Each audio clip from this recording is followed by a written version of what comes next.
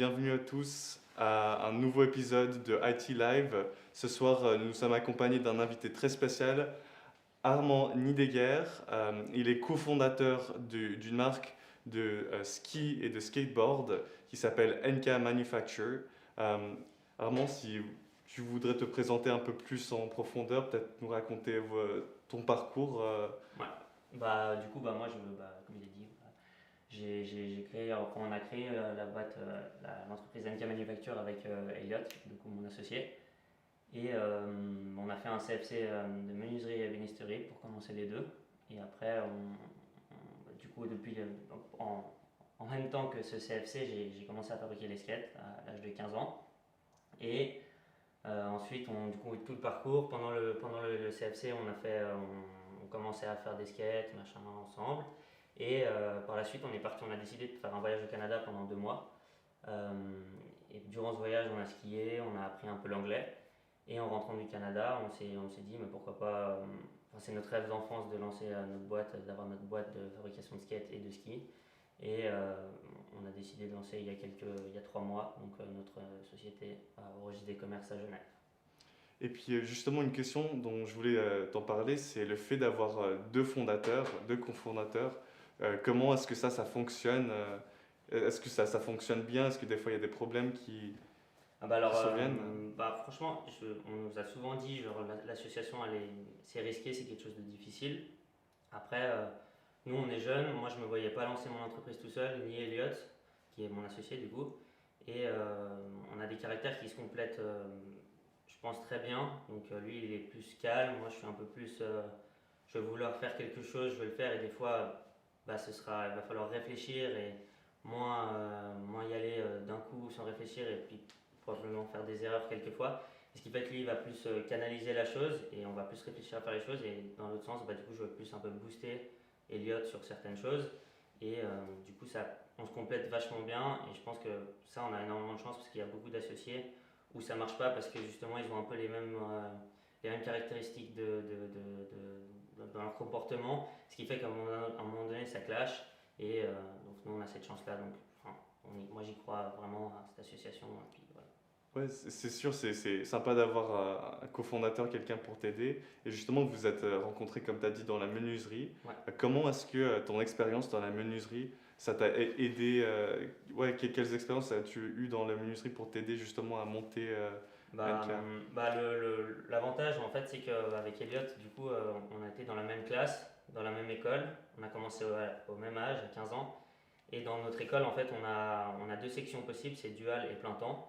Donc la partie dual, c'est Elliot qui était, donc on est 4 jours à l'entreprise et dans une entreprise qui est dans la vie, qui est active sur le marché, ce qui fait qu'il va avoir tout ce qui est vraiment la réalité du métier actuel.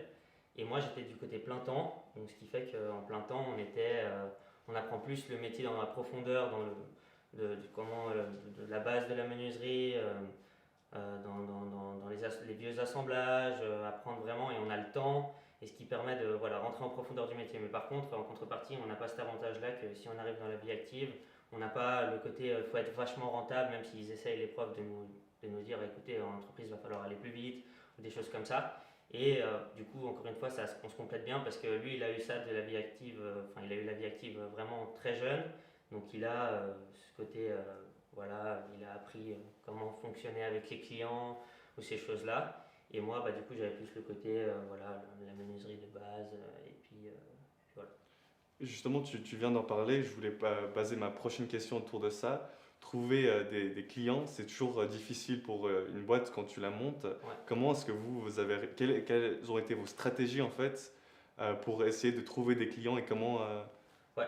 Alors, nous, vu que ça fait seulement 3 mois qu'on a monté notre entreprise, on est vachement en phase de prototype. Là, on va lancer notre première série de skate. Donc, nous, on a décidé, et vu qu'on est jeune, on pense que le secteur, les réseaux sociaux, ça passe énormément par là. Donc, on va cibler, on a fait des concours pour attirer un peu de visibilité, pour que les gens ils connaissent la marque. Et aussi le bouche à oreille, le réseautage, vu je suis quelqu'un, je suis né dans la région, j'ai vécu dans la région, Elliot aussi a vécu dans la région. Ce qui fait que pour un peu déjà avoir les bases et pas être trop ambitieux, essayer de viser déjà local Et puis par la suite, pourquoi pas aller dans d'autres villes et puis apprendre, enfin, essayer de promouvoir la marque dans les autres villes européennes. Mais les clients, certes, après, on a surtout appris. Elliot, il a beaucoup appris dans son apprentissage, justement, parce qu'il était en dual. Il a eu la relation au client, il savait comment ça fonctionnait quand on arrive chez un client. Après, c'était pas la même chose que c'est de la menuiserie, donc on va sur place chez les clients, on installe quelque chose, on fabrique quelque chose, alors que nous, on vend un produit qui est, il n'est pas tout le temps le même, mais dans le sens où on vend des produits en quantité, en différentes unités, on va dire. Donc, Et justement, ces produits en eux-mêmes, comment faut trouver une marque de skateboard et j'ai l'impression que faut que ça soit de la bonne qualité. Comment est-ce que tu trouves les bons fournisseurs et les bonnes personnes pour te fournir de la bonne qualité? Comment tu traduis ça? Tu ouais. transfères ça au client après? Bah alors justement, dans notre entreprise, on veut vraiment avoir la qualité du produit, la meilleure qualité possible, vu qu'on sait très bien qu'avec tout ce qu'il y a avec la mondialisation, les skates, on peut en trouver des made in China à des prix beaucoup plus bas que les nôtres. Mais du coup, on va chercher les produits qui sont de haute qualité. Typiquement, le bois, on va prendre du bois qui vient du Canada, qui pousse en altitude, qui a une pousse lente, qui va être plus solide. Après, on intègre un pli de carbone dans nos skates, ce qui va rendre le skate plus léger. On essaye de se démarquer des autres grosses marques qui produisent en Chine et que eux, ils ont la quantité, ils ont les machines, ils y vont. Ce qui fait que nous, on mise sur la qualité du produit et la provenance du produit aussi pour qu'il y ait enfin, comme je dis, le bois, nous, on le prend au Canada parce que c'est important qui viennent du Canada, l'érable. Et voilà. Et les fournisseurs, vu que c'est quand même quelque chose, la fabrication de skates, c'est pas commun. Donc il n'y a pas des magasins ou des shops locaux qui vendent du carbone comme ça ou du plaquage d'érable pour les skates. On est obligé malheureusement de passer par internet parce que moi je préférerais passer par des shops locaux, faire fonctionner un peu le local. Mais voilà, on passe par internet. Après, pour tout ce qui est impression, par exemple, nous on va chez les imprimeurs locaux, on va discuter pour la sérigraphie. Pareil, on fait nous-mêmes la sérigraphie, mais on va demander dans des entreprises qui font de la sérigraphie, leurs écrans, les encres. On essaye aussi de faire fonctionner un peu les personnes qui ont des shops locaux, des entreprises locales, où on peut aller voir la personne, parce que le contact humain, on trouve qu'il est important, surtout avec ce qui se passe avec le Covid. On voit que le contact humain est très important, donc on essaye de vraiment aller sur place. Ouais, j'allais poser ma prochaine question un peu autour de la communauté. J'ai l'impression que c'est quelque chose qui est important pour toi. Tu l'as dit plusieurs fois, tu essaies de rester local, de beaucoup parler avec les gens. Pourquoi est-ce que c'est important pour ton type d'entreprise justement d'avoir ce sens de la communauté? Bah, après, c'est aussi l'aspect skate qui rentre en jeu, je trouve, parce que le skate, c'est quelque chose qui est vachement, on va dire, un crew, une équipe. Ça a beau être un sport individuel, ça reste, on est toujours content qu'il y ait d'autres skaters dans le skatepark. Donc on a tout le temps besoin, on aime bien avoir que les autres regardent ce que tu fais, toi tu regardes ce que font les autres. Quand quelqu'un il va mettre une figure de skate, on va applaudir, on va siffler. Et c'est ce côté-là dans le skate un peu équipe, un peu famille, on va dire.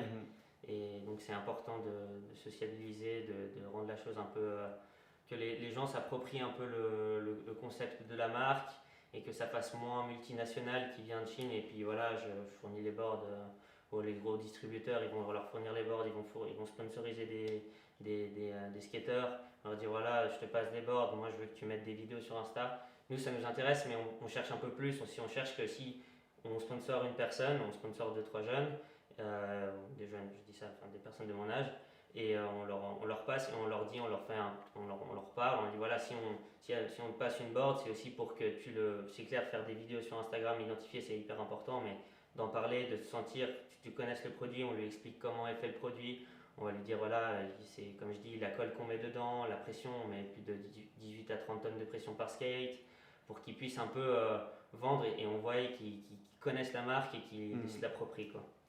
Et justement, ouais, les sponsors, c'est hyper important, tu en as un peu parlé, parce que c'est les gens qui connaissent hyper bien le skateboard, non seulement, et puis c'est les gens qui vont être sur tes boards. Comment est-ce que tu as réussi à trouver ces sponsors-là et quand tu les cherches, tu sais repérer les bons? Bah alors après, bah du coup, vu que je suis de la région, encore une fois, il suffit de fréquenter les skateparks, voir y aller plusieurs fois. Moi, je skate toujours à un skatepark, le skatepark de Mi, où on est une petite équipe à y aller très souvent. Après, il y a des skateurs évidemment de Genève qui viennent de temps en temps, des skateurs de Lausanne qui viennent de temps en temps.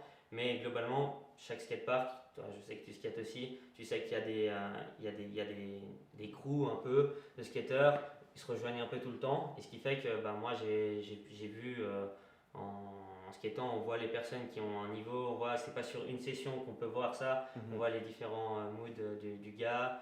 Après, il y a le style qui rentre en compte aussi chez nous. Enfin, avec Anka, on aimerait bien avoir un style, pas en particulier, mais on a un style un peu de skater qu'on aime bien. Et donc, ça va jouer avec le style, avec le niveau du type, et puis aussi le côté local. Donc, on va pas aller chercher forcément quelqu'un qui habite aux US parce que voilà, il a mis un tricks en particulier. Ça nous intéresse pas, on préfère déjà promouvoir les skateurs. En plus, ça fait promouvoir les skateurs locaux et je trouve ça quelque chose de cool et c'est sympa, quoi.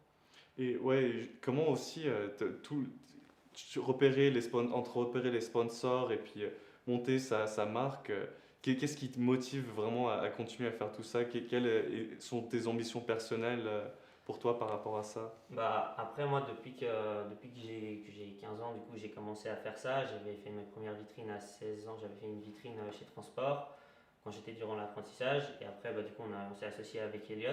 Donc, ce qui fait que genre, j'ai toujours aimé un peu entreprendre, disons, dans le sens où j'aime bien voir évoluer la chose. Et c'est pour ça, du coup, qu'Elliot est hyper important là-dedans parce que des fois, en fait, j'ai tout le temps envie de passer à l'étape suivante. Et du coup, j'accomplis pas vraiment l'étape d'avant, je la finis pas parce que j'ai trop envie d'aller à la suivante. Et ce qui fait qu'avec Elliot, bah, on va finir correctement et ça va faire vraiment. On fait un produit fini, ou on fait un projet fini. On dit on veut faire un tour d'Europe pour faire des événements. On va pas faire le tour d'Europe sur 5-6 événements, on va faire comme on avait prévu.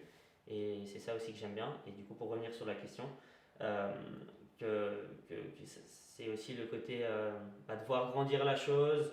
C'est aussi, il y a de la fierté, on est fier de faire ça. Et c'est aussi hyper important d'avoir la passion, je pense. Parce que, évidemment, te lever tous les matins, avoir envie d'entreprendre, mais quoi? Et puis, juste être là, et puis, ouais, juste j'ai envie de faire de l'argent, et puis que mon projet il monte. Mais si t'aimes pas vendre des skates, et que t'aimes pas le skate, et que t'aimes pas la menuiserie, je pense que ça marche pendant quelques mois et après bah voilà, tu es vite lassé, tu veux passer à vendre des casquettes ou j'en sais rien. Alors que moi j'ai remarqué ça, c'est d'ailleurs pour ça que qu'on a lancé notre entreprise à ce moment-là, c'est que moi je l'ai senti et que ça faisait quelques années où je faisais les skis et je m'arrêtais par période, mais je finissais toujours par, les skates pardon, et je finissais toujours par revenir sur fabriquer des skates et j'avais beau faire autre chose à côté, j'ai vendu des autres trucs, mais à chaque fois, c'était les skates et ma passion de la menuiserie qui revenaient. Donc je me suis dit, c'est ça, je me lasserai pas de ça. Ça fait 5 ans que je reviens sur ça. Même si je le ferai tous les jours, évidemment, il y a des contraintes. Évidemment, il y a des choses qu'on aime moins faire. Il y a la compta, il y a tous des trucs que moi, j'aime moins. Mais on doit passer par là et c'est comme ça. Et justement, est-ce que tu as eu d'autres difficultés en montant ta boîte, justement, peut-être niveau comptable ou avec les relations clients? Est-ce que tu as eu quelques difficultés et si tu pourrais nous en parler? Bah ouais, bah, étant donné qu'on est vachement jeune avec Elliot et qu'il y a des choses, on n'a pas fait d'études là-dedans et qu'il faut apprendre sur le tas. Mais là, c'est le côté positif de Internet, YouTube, les tutos et les Américains et les Canadiens, ils postent mais à longueur de journée des tutos. Ça nous permet en fait de. Bah, moi, j'ai commencé à 15 ans, c'était mon premier skate, je l'ai fait grâce à un tuto. Donc, je faisais même pas énormément de skate. Quand j'ai vu ça, c'était grâce au tuto, j'étais à Rambar, j'ai acheté ma première planche de bois, je l'ai pressée. Elle ressemble à rien la planche, mais c'était grâce à un tuto. Donc j'ai toujours un peu appris à apprendre grâce à ces tutos-là sur YouTube. Et dès que j'ai un petit truc, par exemple, comment tout con, prendre une photo d'un skate avec un bon angle, la bonne lumière, bah, tu le sais pas forcément. Avec ton iPhone, tu peux faire une photo comme ça, mais si tu as vraiment besoin d'une belle photo, tu regardes sur YouTube, tiens, tu peux prendre ce spot-là, le mettre à trois quarts ou j'en sais rien. Et pareil pour la compta, pareil pour le business plan. Grâce vraiment à YouTube, vraiment, j'ai fait 3 mois et puis j'ai plein d'amis qui sont des amis proches à moi qui font l'école hôtelière de Lausanne. Du coup, ils apprennent pas mal aussi ces choses-là. Ils m'ont beaucoup aidé là-dedans. Après, j'ai la chance aussi, j'ai des amis qui ont des parents qui sont comptables ou quoi qui m'aident. Il y a des côtés des proches d'Eliott, on a une fiduciaire qui nous aide beaucoup aussi. Et du coup, on a beaucoup de chance là-dedans d'avoir ces services-là parce qu'effectivement, nous, on est obligé d'avoir des choses qui doivent être solides comme la compta et on n'est pas capable de faire de la compta solide à notre niveau. Mhm. Et c'est pour ça qu'on est obligé un peu de déléguer, même si on essaye de faire le maximum pour minimiser les frais et tout ça. Et je pensais te poser une dernière question justement sur apprendre en ligne. C'est un sujet que j'ai l'impression ça revient assez Mhm. souvent dans les discussions parce que c'est vrai que maintenant sur Internet on peut apprendre énormément de choses. Mhm. Est-ce que toi tu penses personnellement que l'apprentissage en ligne ça pourrait peut-être remplacer un jour l'apprentissage face à face et sinon pourquoi pas? Moi, je pense que non, et on va. Hum, c'est drôle que je dise ça parce que juste 2 secondes avant, je dis justement qu'on peut apprendre vachement avec YouTube. Mais typiquement, la menuiserie, j'ai fait 4 ans d'apprentissage. On ne se rend pas compte du tout, avec Elliot, on ne se rend pas compte qu'on a acquis vraiment des choses que, en fait, on parle de simple battu, c'est un terme technique en menuiserie. Mhm. Et bah pour nous, c'est tellement du langage courant que on se dit, mais voilà, l'apprentissage il nous a servi à ça, mais en fait, enfin, on se rend pas vraiment compte. Et puis quand on parle aux personnes de ça, qui connaissent pas ces langages-là, on se dit ah ouais, quand même on a appris. Et je pense que c'est de baigner dans le milieu avec des personnes, avec un bah, nous on a un métier manuel, donc on est obligé d'avoir un atelier. Moi j'ai la chance d'avoir pu acheter des machines quand j'étais jeune, parce que je travaillais au marché, je m'achetais les machines. Donc, et avoir un garage où j'ai la place, mais des personnes qui habitent dans des immeubles et qui ont en appartement et qui n'ont pas de place, ils ne peuvent pas apprendre sur YouTube parce qu'ils peuvent pas, même s'ils pouvaient Ouais. s'acheter les machines, où ils les mettraient. C'est les métiers manuels, encore moins que les métiers qui sont pas manuels. Et même les métiers pas manuels, moi je pense que le contact humain, voir le prof, pouvoir lui poser une question, c'est hyper important. YouTube, c'est autre chose, c'est un complément, je dirais. Mhm. C'est bien pour des choses qui sont assez rapides à apprendre, disons rapides. Je veux dire, on peut genre choper une information et le reproduire, mais c'est pas de la longue durée comme il est en train de se passer. Et puis on voit que chez les jeunes, ils en ont marre de ça. Ouais. Donc, c'est vrai que ouais, pour un supplément à l'éducation, ce serait bien en ligne. Ouais, c'est ça. En parlant de en ligne, avons-nous des questions de l'audience par hasard ou... Euh, alors, des questions d'audience. Moi, j'aurais aimé savoir. Là, vous êtes lancé il y a très peu de temps, mais du coup, vous êtes encore aussi jeune, vous avez Ouais. fait encore. Vous dites que vous avez fait un CFC. Ouais. Vous vous estimez, enfin, vous imaginez que vous serez où dans 5 ans? Ah. Euh, bah, après, c'est difficile à dire. Après, c'est une question, par exemple, qu'on se pose sur le business plan, on se dit, on essaye de faire des prévisions, tout ça. Après, ça reste une prévision. Nous, notre but, c'est vraiment d'avoir une marque qui soit, qui grandisse, qui devienne de plus en plus grande, d'avoir quelques employés, pourquoi pas. Euh, on verra un peu comment ça se passe. Nous, c'est le but d'avoir quelques employés, je dirais, pouvoir produire un peu plus et vendre dans des différentes stations pour les skis, différents shops en Suisse pour les skates. Et puis pourquoi pas aller plus dans l'Europe pour le coup. Là, on part sur la Suisse, on voit si ça fonctionne en Suisse. Et puis promouvoir le côté Made in Suisse en Europe, dans le sens où vraiment Made in Suisse en Europe, pas multinationale qui veut aller dans tous les pays qui Made in China. On veut vraiment rester avec des. Et par exemple, si tout à coup on a la chance de pouvoir ouvrir une autre fabrique de skate parce qu'on a tellement réussi, et bah le principe de garder des petits ateliers un peu et de pouvoir que les gens qui veulent aller acheter leur skate ou leur ski puissent aller voir le shaper qui va construire la board ou voir les machines et puis pouvoir discuter avec la personne et que ça reste petit mais à la fois un peu dans différentes villes et que que ça reste local tout en étant le label ou la marque avec la manufacture on va dire. J'allais dire, ça marche assez bien avec l'identité visuelle de ta marque. Comme Ouais. tu as dit, c'est local, c'est centré autour de la communauté. Et puis, puis ouais, c'est quelque chose que tu tiens à... C'est ça, ouais, on aimerait bien garder l'aspect local et puis si on doit se développer, évidemment, on va pas dire non parce que nous on a envie de ça, mais garder un peu cet aspect local à travers d'autres pays, d'autres villes, pourquoi pas, mais toujours un peu décentralisé. J'aime pas trop genre le concept de centralisation. Je trouve qu'après ça en devient vite usine et puis bon, ça marche très bien pour certaines marques, mais je trouve que c'est un concept qui peut être pas mal à aborder, décentralisé, tout en gardant le même nom de marque et avoir différents endroits de production, quoi. Et du coup, avec cette envie de s'étendre Ouais.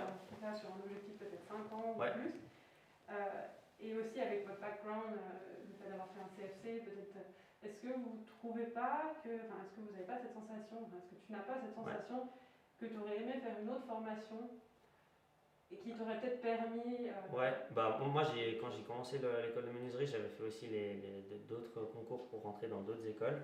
Donc je voulais faire menuiserie, c'était sûr. Je voulais aussi faire du design industriel, je voulais voilà. Et il y a plein d'autres domaines qui m'intéressent. Après ça c'est mon domaine que j'aime faire tous les jours, que je sais que je peux. Il y a des jours où on en a marre, évidemment comme n'importe quel métier je pense. Mais c'est un métier où je suis passionné de ça du bois, de la transformation de cette matière, d'arriver à un produit fini et te dire, bah voilà, on est parti de ça, on est arrivé à ça. Ça, c'est vraiment satisfaisant. Et après, comme autre étude, évidemment, il y a plein d'autres études. Typiquement, à l'école hôtelière, j'ai plein d'amis, donc je prends cet exemple. Hein. Et ils me racontent leur cours, je trouve ça hyper intéressant et tout. Mais moi, j'avais une autre passion, je savais ce que je voulais faire, donc j'ai pas été dans ces autres sections. Mais c'est vrai que il y a d'autres trucs qui sont très intéressants que j'aurais bien aimé étudier. C'est selon la personne, je pense, c'est Ouais. selon la passion personnelle. Moi, je pense que c'est un bon endroit pour terminer l'interview. Merci d'être venu et puis j'espère vous tous vous retrouver la semaine prochaine à 19h47 pour un tout prochain épisode. Merci nous avoir rejoints.